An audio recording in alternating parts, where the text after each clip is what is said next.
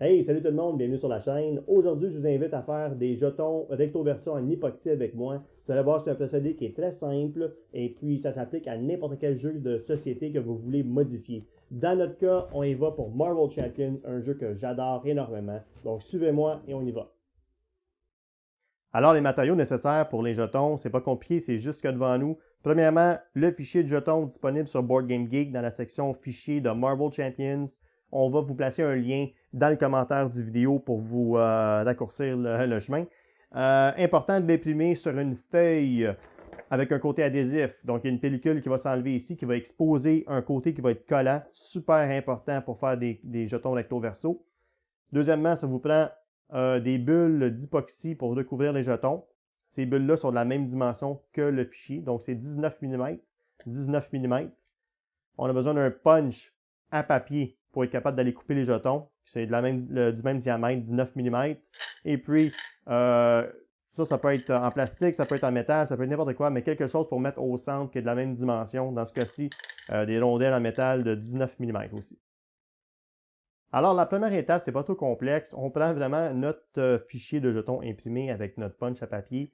On enligne le jeton dans le punch jusqu'à temps qu'on est content, qu'on ne voit pas de blanc tout le tour. Et puis, on fait juste appuyer. Ça vient couper le jeton en tant que tel. Et puis, on le met de côté. On va en avoir besoin dans pas long. On fait la feuille au complet et on en revient. Deuxième étape, on prend un des jetons qu'on a coupé. On prend une bulle d'époxy. On essaye de ne pas mettre nos doigts sur le côté collant de la bulle d'époxy et on vient l'appliquer sur notre jeton pour que ça soit bien centré. Et puis, on appuie au centre comme ça, tout le tour. Et puis, ça nous donne vraiment un jeton avec une surface en époxy, comme vous voyez ici. Puis, le papier adhésif n'est pas encore enlevé. Une fois les bulles d'époxy apposées au jeton, comme qui est devant nous ici, on va aller les séparer en paires parce qu'on va les mettre recto verso sur les jetons qu'on a ici. Donc, on va commencer par les séparer, puis ensuite, je vous montre comment les mettre sur les jetons. Donc, avec la magie de l'Internet, une fois les jetons regroupés comme ça, on va aller les apposer sur le disque métallique qui va être au centre. Donc, on va y aller avec, par exemple, celui-ci. C'est simple, on enlève juste la pellicule en glissant nos doigts, on l'enlève. Ensuite, on vient apposer notre disque d'époxy ici qu'on a créé sur le disque métallique. Quand c'est bien centré avec nos doigts, on a juste à appuyer fort et puis ça va coller. Et puis voilà, on a un côté de token déjà fait.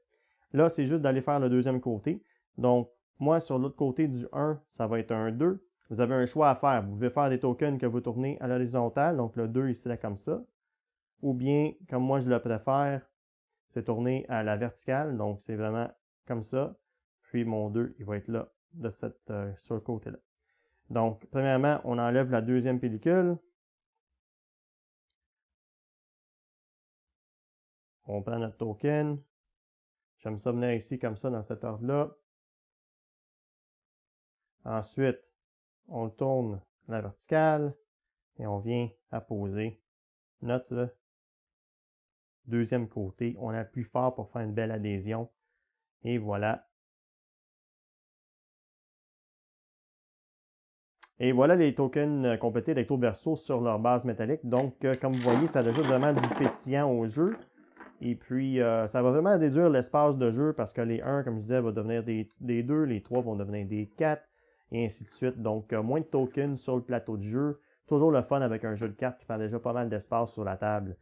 Donc ici, avec un set, on a assez pour 2 joueurs confortablement. Il ne manquera pas de tokens. Si on est 3 ou 4 joueurs, ça vous prendrait un deuxième set comme celui-ci.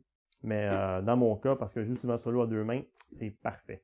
Donc voilà, j'espère que vous avez aimé la petite vidéo bricolage. Sur ce, tout le monde, faites-nous un thumbs up, pouce par en l'air si vous avez aimé ça. Et puis, je vous souhaite une bonne fin de journée, soirée. On se revoit la prochaine fois. Ciao, ciao!